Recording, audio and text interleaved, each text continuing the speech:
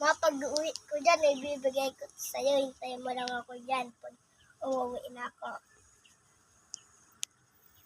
Gusto ko kasi Bakit mo kasi bigyan si mama niyan? siyempre, crush ko. Crush mo. Oo.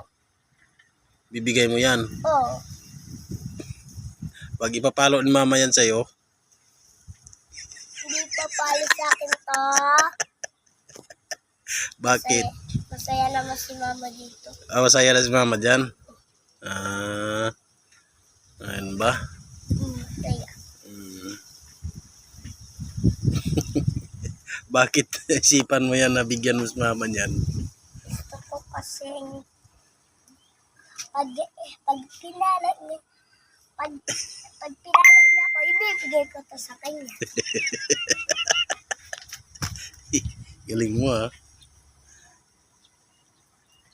Ayan o.